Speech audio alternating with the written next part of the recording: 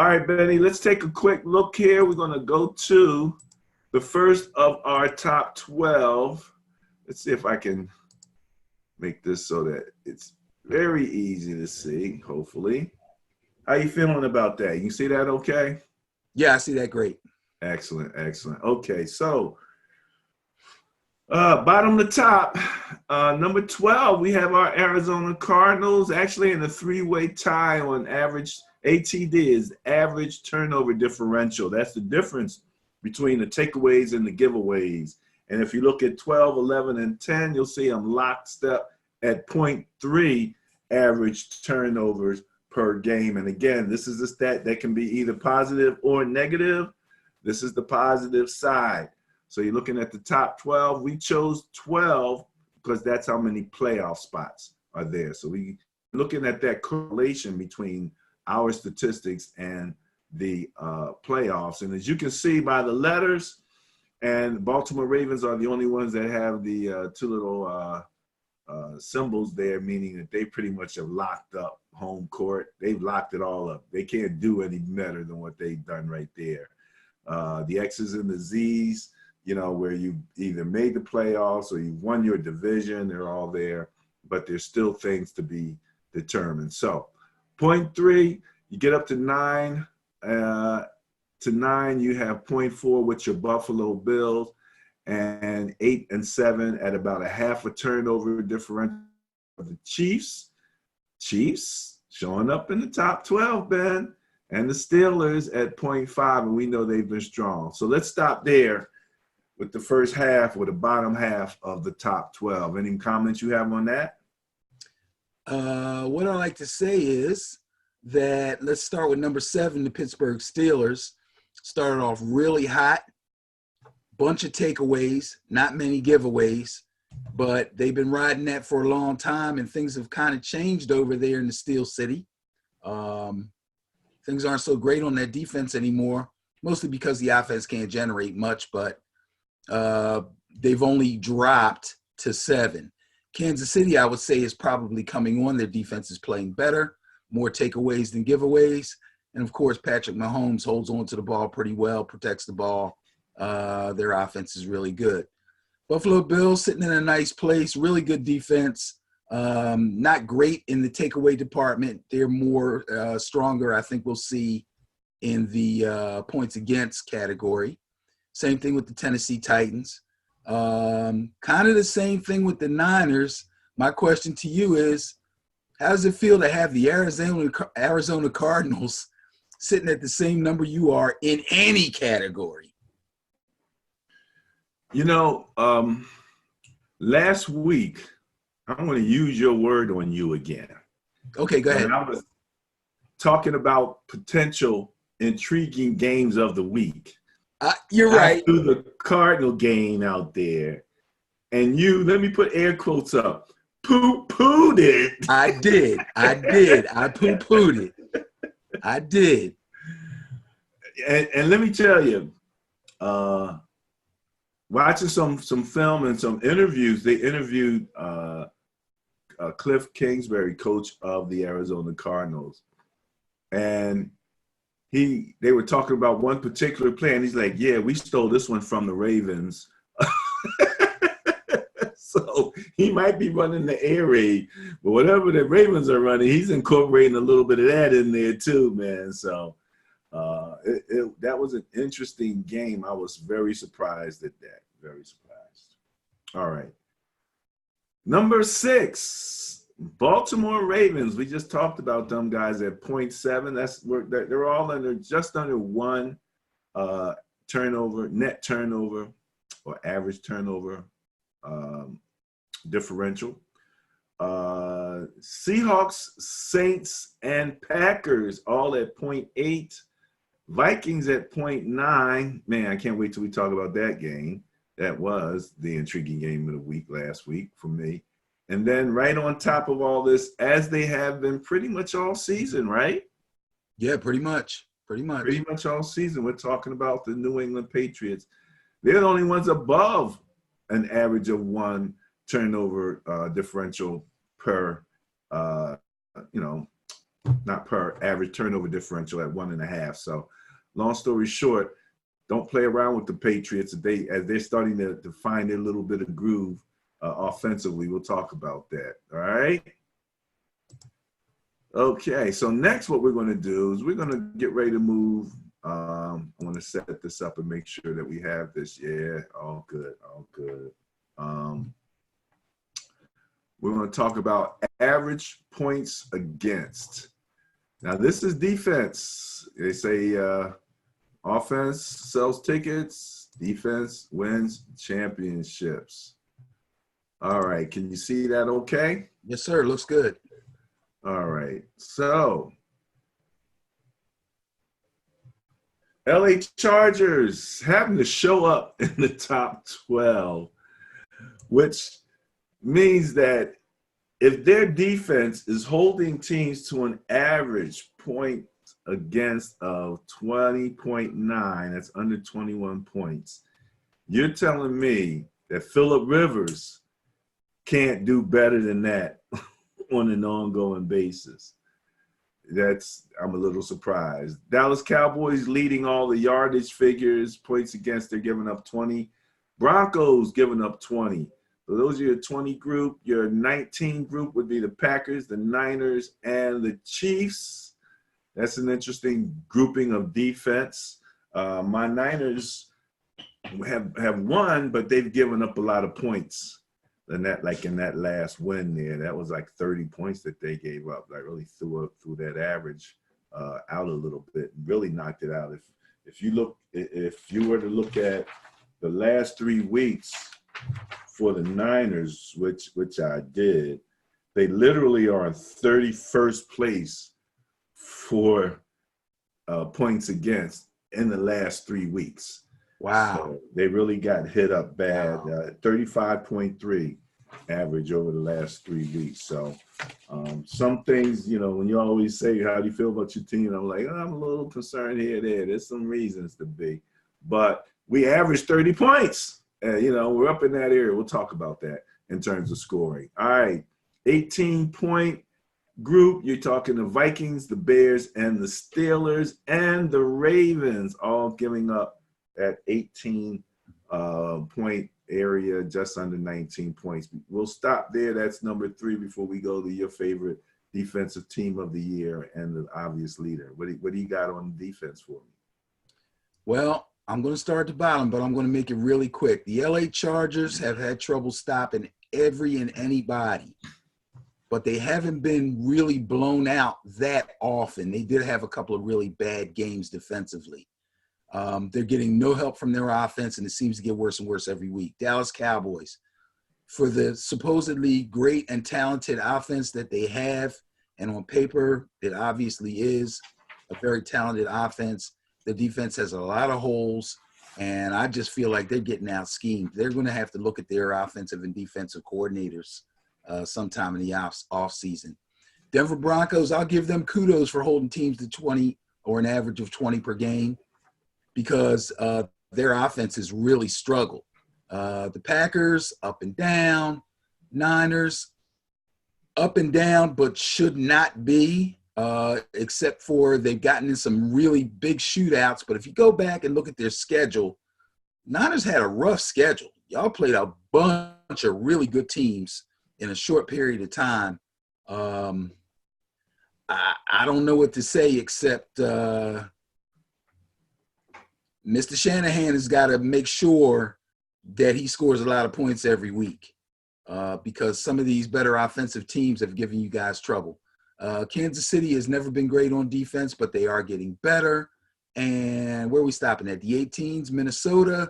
I don't know what to say about these guys. Their defense, obviously, they had a stat on Xavier Rhodes, who was the best corner on that team and was a top corner in the entire league for the last 3-4 years, who is having a bad season this year, where he's got like an 80% something completion rate against him personally. That's not helping if he's supposed to be their best cover guy. They got trouble. He said he went from best cover to most targeted. Yeah, it's crazy. It's crazy. And it only takes It only takes a team or two to start pointing out some flaws in a certain guy, and teams will go after him. I mean, they don't look at all that film for nothing. They've discovered a flaw in his cover skills, and they're exploiting it. I don't know if perhaps he's playing with some minor injury or it's mental, but yeah, he's having trouble. The Bears. Here's a stat for you, Ben. What's that? Last 3 weeks, number 3 in points against, Minnesota at 13.3. Number 2, Green Bay at 12.6. And number 1, Kansas City Chiefs at 7.3. Right, right. You know, you were right when you pointed out about the Niners. There are teams who have what look like obvious, easy, very winnable games on their last 3 to 4 week schedule, like say the Eagles and the Cowboys, right? The teams they're playing are supposed, obviously they're not in the winning columns, and they're not threatening big time to be playoff teams. Whereas like with the Niners, it seemed like everybody in that last 4 weeks was that type of a quality team. So you absolutely were correct on that. Yeah, that's now you can look at that two ways. You can say, well, they got exposed by other top teams, and that may not bode well for them in the playoffs. But then again, there's that thing called battle tested, playoff ready. They're seeing these teams now. They may see a couple of them again somewhere along the line, and they should be better prepared. Yeah, battle tested as long as you're not beaten up, in that and they've won their share of those games. Yeah. Oh yeah. I mean, and the ones that we lost, again, very winnable. A kick here, a kick there, type of thing. You know what I mean? And we still put up the 30. That's the one thing. As much as they question Garoppolo, et cetera, and we'll talk about that, what their schedule is. You left off at the Vikings? Yeah, I had a couple more 18-point teams there. The Bears. Oh, what I was going to say about the Bears, and about the Bears is a team that was good against the pass early on, mostly because of their pass rush, but never really that good against the run. And now things are beginning to even out. The pass rush isn't as great. They're not getting to the quarterbacks like they were. Therefore, they're giving up a good number of points. They've taken some bad beatings. Even though the offense has started to wake up, they're having their problems, and they can't really stop people running the ball. Pittsburgh, their defense has been trying to carry them the entire season, but their offense is really dragging them down. But again, early success has them high in the rankings. And the Ravens, not spectacular on defense, very opportunistic defense, and they've been able to show that when they're ahead because of their dynamic offense, that they can really grind you into the ground. So I got to give them credit for that. They haven't been truly exposed. I think they only had really 1 or 2 really high-scoring games, shootout type games. So I'll give them a little credit for being able to put teams away when they have to. Okay. All right. So you're finishing out 3. As I said, we had Baltimore with the 18, and then you go to the Bills. Anything in particular you want to say about the Bills defense? You've been touting them all season. I love the Bills. I love the Bills defense. What can I say? Again, their offense is not bad, but it's pretty rudimentary, if that's a good word to use.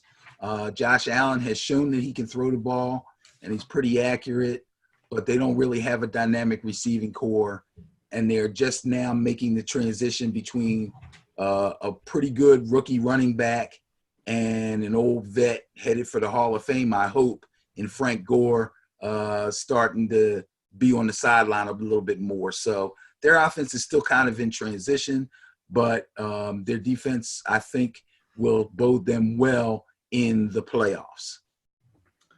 All right, and then in first place again, they've been pretty much there all season with that defense. I mean, that defense is about almost as historic in their performance as the Ravens offense is. I mean, they're shutting people down at 13.2 points per game and really keeping that window open for Tom Brady, because if you're averaging 13 points a game and Tom Brady can put up 3 touchdowns in a game, you know, one per quarter, except for one quarter or one bad quarter, then you know they're winning games, and that's if you can win 20 to 13, that's a win. It goes in the win column. So that is true. I don't know how far that's going to carry him, but that is true. You don't know how far that's going to carry him, man. I don't know how far that's going to carry him, but you never know. Well, the thing is, I don't think that their offense is. I think it's improving. They looked way better, and we're going to talk about that game as we move forward here. I'm just trying to put something together so we can talk about the scoring. While you're putting that together, let's not forget the year that Trent Dilfer was the quarterback for the Baltimore Ravens, and they beat the Giants in the Super Bowl. I forget what year it was, but they went 3 games without scoring an offensive touchdown during the season, and they still won the Super Bowl because of their defense. Because of right, and again, that was a historic defense. Absolutely, you know, a Ravens defense, no doubt. All right, here's your scoring leaders in the top 12. Of this group, I see 1, 2, 3, 4, 5, 6, 7, 8 out of the top 12 are playoff bound. Excuse me, you got a couple who have to win a game and have some help, but pretty much everybody else is locked in. So bottom to top, your LA Rams coming in at 24 points a game. Where am I at here? Points. There you go. Your LA Rams. Up through Houston and Tennessee, again, all 24 in that 24-point area. You got Seattle, Dallas, and Minnesota at 25 in that 25-point range, just under 26. So I'll leave it there. See if you have anything you want to say about those guys. Okay, so we're talking about fairly prolific scoring here. When you look at it on an average per game basis, the Rams, we expect that, although they haven't done it enough or as much as they did the year before. Yeah, I was going to say we expect a little more than that, don't we? Well, yeah, we would normally expect more from the Rams, but to have them in the top 12 is not a surprise. What's the surprise is that they're not higher. The Houston Texans, with the emergence and the constant progression of Deshaun Watson, they belong there. He carried them a couple of games. Tennessee Titans and the advent of Ryan Tannehill and A.J. Brown, a rookie receiver, has really helped them put points on the board. Seattle, you got Russell. Russell's going to make as many points happen as he needs to get wins under normal circumstances. Dallas Cowboys, again, talented offense, talent across the board. When they put their schemes together and they have the teams scattered properly and they run their offense properly, they have success and they put up points. And when they don't, they don't. Same thing with the Vikings. The only thing that can take the Cowboys and the Vikings down as far as getting outscored is coaching, if you ask me. That's the simple answer, because for the talent that they have on the team, it just seems like things aren't clicking on offense against certain opponents, and there's a crazy reason for that, because the skill position players are there. And of course, the Patriots, we know their troubles.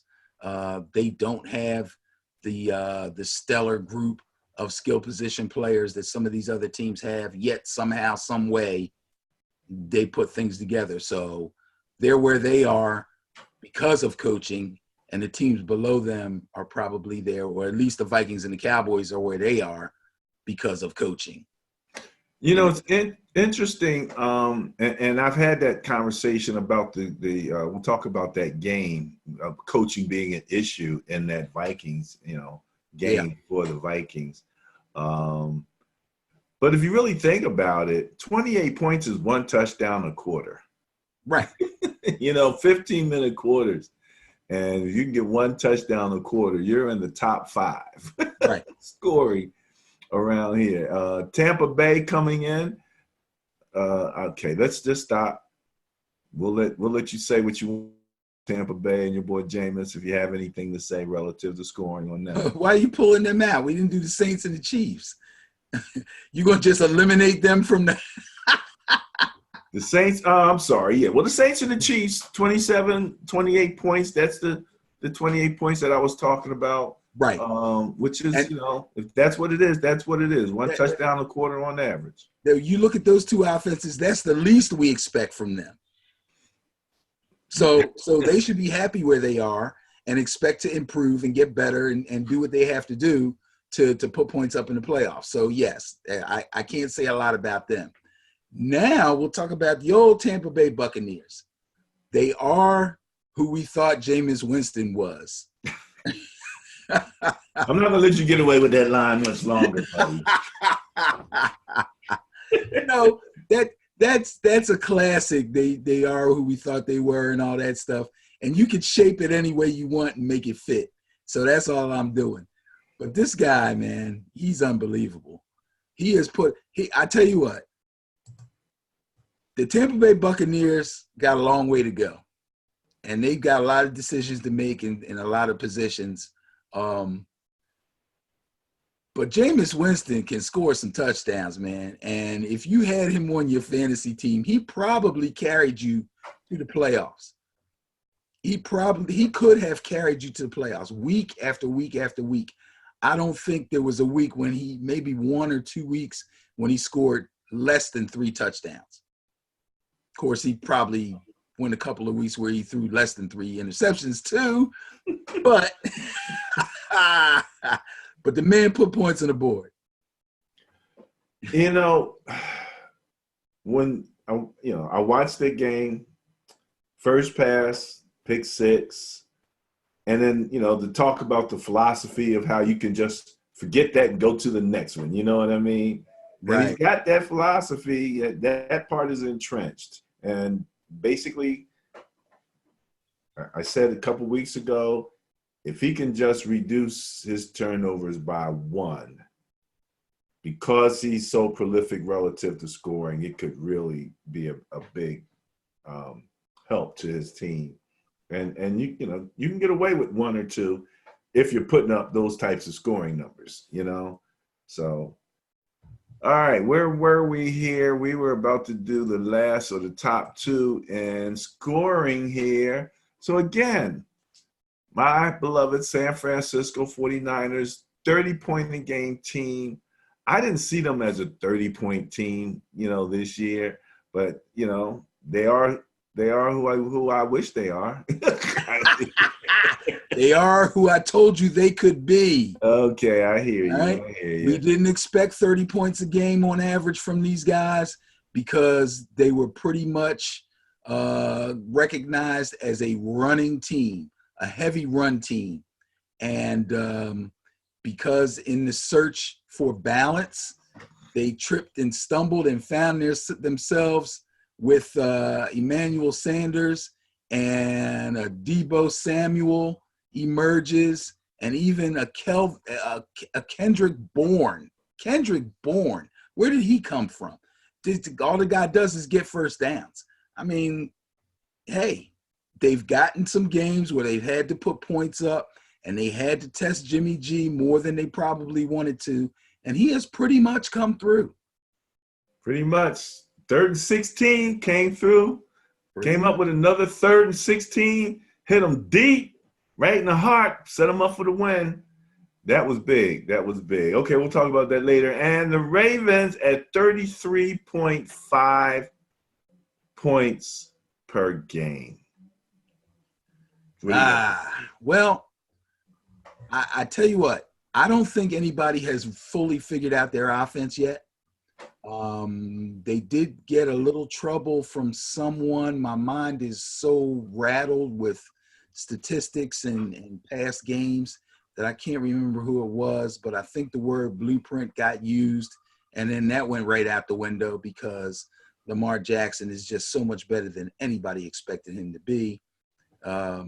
Besides the Baltimore Brain Trust, I mean, they seemed very confident that they were going to be able to put a new Lamar Jackson out there, and they have done it. And I can't stop praising John Harbaugh and his staff for the things that they've done for this young man. But I got to give him all the respect in the world too, because he has trusted them and he has worked on the little things that he needed to work on as far as his accuracy and his timing and getting rid of the ball and learning his receivers. And, the running thing is he's just a freak, man.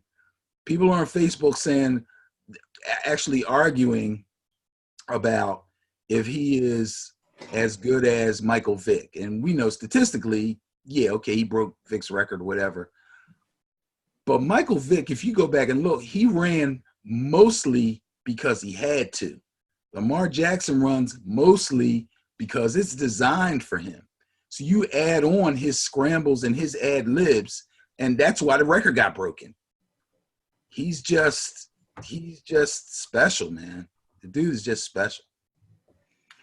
And he's focused on that Super Bowl. You got to love that level of focus from a guy who's got, I guess, somewhat of a chip on his shoulder. That picture of him on draft day, sitting by himself with his mom or whatever, man, feeling a bit dejected and taking it out on everybody now. So, very interesting scenario here. Okay.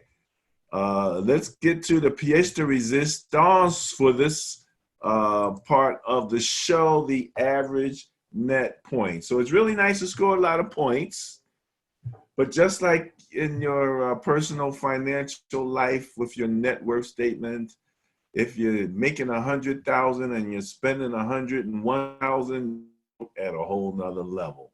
And these are the teams that are not overspending. They are scoring more than what they are giving up.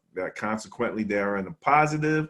And as you can also, I don't know if you can see right here, but the net points, again, is a stat that can be either positive or negative. Your bottom half of your league generally is in the negative. For example, Miami is a minus 13 net points, and they rank 32nd. So that just gives you an idea about how bad it can get. Number 12 is the Tampa Bay Buccaneers. So we're talking about Jameis as a prolific scorer, but we're talking about all of his turnovers, net, average net point win of 1 point. So he's spending way more. He's spending just about taken in. LA Rams at 1.8. And the Tennessee Titans at 3.3. I'll leave it at that and let's see what do you have to say about any of those three at this point. The only reason Tampa Bay is probably on the plus side is because their run defense. Teams haven't been able to just run up and down the field on them. Therefore, it's tough to control a game. Therefore, it's always I got to outscore Jameis. So that kind of puts them up there. The Rams are kind of the same. The Rams have had a lot of problems on defense. Some days they come and they look like they're back to Super Bowl form. They got the pass rush. They got Aaron Donald going. The D-backs are making plays. And then the next week, they can't seem to do anything right on defense. So it's tough, even with a high-scoring offense that isn't as high-scoring as it used to be. That puts them on the low end, but they are in the top 12. Tennessee, of course, has been kind of up and down, or not up and down, but the defense started off really well, kind of went back a little bit. The offense started off poorly, and then when Tannehill got there, they started to pick it up. So they're just kind of finding a happy medium there as far as offense and defense is concerned. But a plus 3.3, that's good for them. They still have a playoff shot, don't they? We'll talk about that, I guess. Yes, they do. They do. Okay. And All right, that's cool. I don't want to get lost in the scenarios, so we'll take that and leave it at that. Number 9, your Packers do have a letter beside their name at 4 average net points. This is on the plus side. Buffalo Bills 4.1. That's an interesting neighborhood right there. Bills and the Packers, both around the same net points. Your 5 group is your Cowboys and your Saints. Again, interesting neighborhood there at about 5.5 net points per game. And your Minnesota Vikings at number 5 with plus 7.1 net points per game. So we'll leave it there. Give you a chance to mention these guys. I'd say everybody kind of belongs where they are. After last week's games, I know people will have questions about certain teams. From the Saints on up, they've clinched. Obviously, Buffalo and Green Bay have their spots, but from the Saints on up, they've clinched. The only team that's in the mix, in the high mix, like in the top 10 mix, but hasn't really clinched yet is the Dallas Cowboys, who gave everybody tons of hope after they blew out the Rams, and then almost little to no hope after losing to the Philadelphia Eagles. So they're a big maybe right now. I know I declared them as going to make it, but I believe the only way they get in is if they win and the Eagles lose.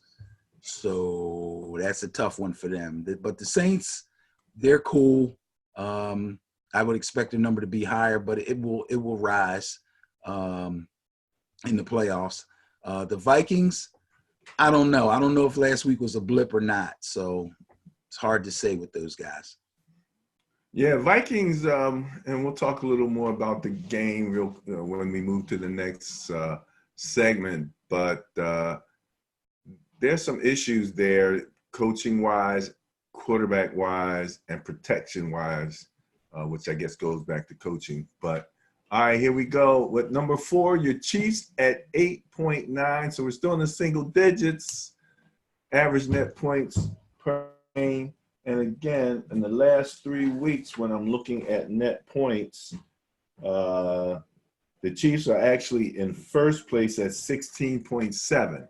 So in the last 3 weeks, they've been really balling out and winning nicely. The Niners coming in at third again, the double digits. Let's stop with the Chiefs. Anything you want to say about them? Well, I mean, as far as net points is concerned, they're where they belong. They haven't been as prolific offensively, but that's due to injuries to the running backs probably. So they can't stay as balanced as they would like. But Andy Reid draws up a nice passing scheme every single week. And when you have Patrick Mahomes who can follow that scheme through, that's going to put you on the plus side for most of the time. Even if it's only 8.9, it's a win is a win. So, all right. Number 3, we have my beloved San Francisco 49ers at 10.9. Number 2 is the Patriots. And number 1 at, am I looking at that right? What's that number there? 15.4 points, average net points per game. That's a nice 2-touchdown a win margin on an average basis. And if you can keep it up like that, you're really doing something. Let me mention, it's really interesting when you're looking at net points. The one team that I don't see there it is. They're the Saints. They're there. The Saints are number 4 over the last 3 weeks.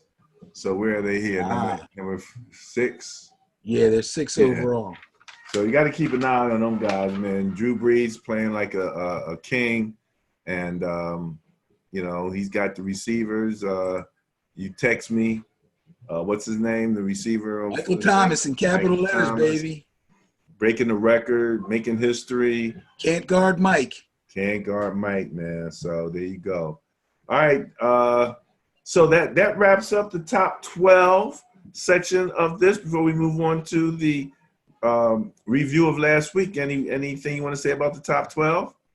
No, I like it. I like the way things are setting up. The only thing you need to decipher as you look at that is who's playing well and who's not at the moment.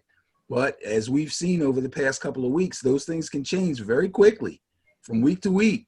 So yeah, going into the Dallas game, the Rams were in the top of the last three, rankings for like net points and stuff. They were looking really good, and they got in front of the Cowboys and, disappeared. Who knows what happened? All of that momentum stopped, and then the Cowboys turn around and lose to the Eagles. So, yeah, it gets badly. Yeah. Look bad doing it, much less. We'll talk about that in the next segment when we look at last week's Bias Plus reports.